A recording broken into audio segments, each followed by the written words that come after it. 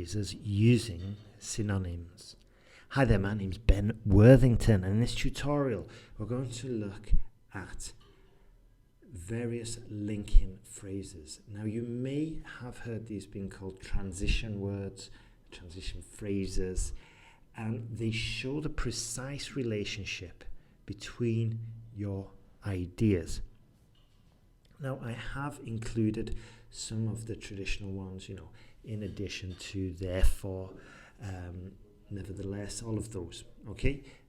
I haven't really focused on those because they're a little bit, in my opinion, overused. What I wanted to show you in this tutorial was more specific ones. So if we wanted to show similarities, we would say similarly, likewise. If we're building an argument, this is an important concept for a lot of IELTS Task 2 questions.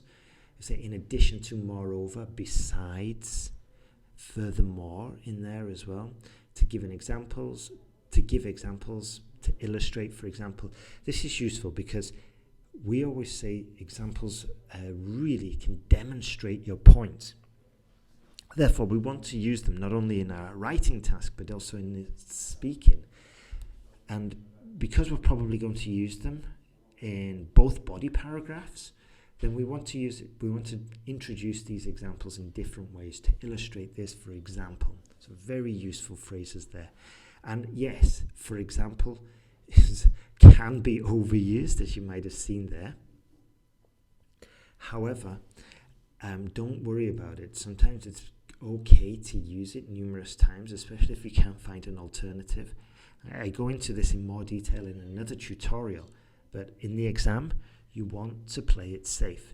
However, when you are training, when you're preparing, it's your time to experiment. So at the end of the video, at the end of this tutorial, I'll show you 2 ways how you can be 100% certain, or close to 100% certain, that you're using them correctly. Right then.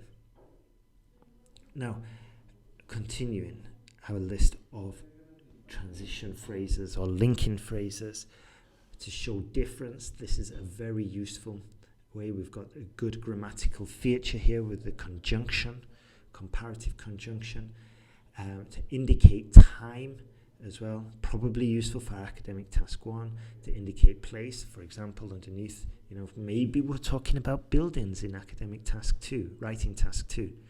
In this case, it's quite useful. Or even globally on the other side of the world, for example, XYZ. To indicate cause and effect. This is an incredibly important one. It's up there with to build an argument or even to emphasize points, but this one, to indicate cause and effect.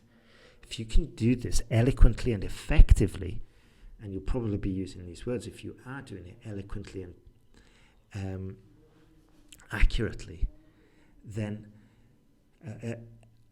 effectively, if you can do this, then you are on your way to a band 7. We've got whole tutorials about this, and it's such an important concept that in our online course we talk about.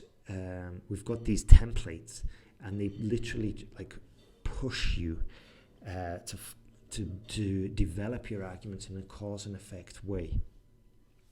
And it becomes so much easier because you're essentially just dropping in your ideas, putting in the correct vocabulary, and then you've got your essay written. It's just so much more straightforward and efficient way of writing an essay.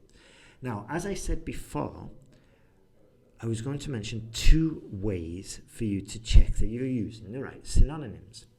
Now, the first one, as I said, in the exam, you do not want to risk it. You want to do the risking when you're preparing, okay? So when you're using our online essay checker, for example, you can maybe be a little bit more adventurous and get that feedback. Am I using it correctly?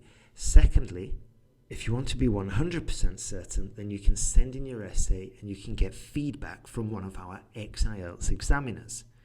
And you could get feedback from a native English speaker, but they're not really going to know that much about IELTS. It's very unlikely that they're going to know about IELTS. So they'll be like, yeah, it sounds all right. and it's better than nothing, in all honesty. But you don't want to be messing around here. You don't want to be gambling with your exam fee. So one way is you can get feedback from our IELTS examiners. Submit your essay, email it into us. You buy the package, you email it into us. Usually within 24 hours, you get a video review where we're basically going through word by word and saying, okay, this doesn't sound right. Perhaps you should use this phrase.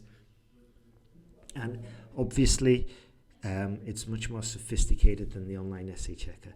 Then the second thing you could do is you can just put in your sentence that you've written and just see how many times it appears in Google, and then try it with another synonym and see how many times it appears in Google.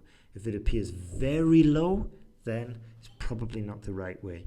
If it's frequently there and you're finding your phrase or a similar phrase in established, authentic publications like The Guardian, BBC, CNN or whatever, then you're on the right track. But that can be quite time consuming.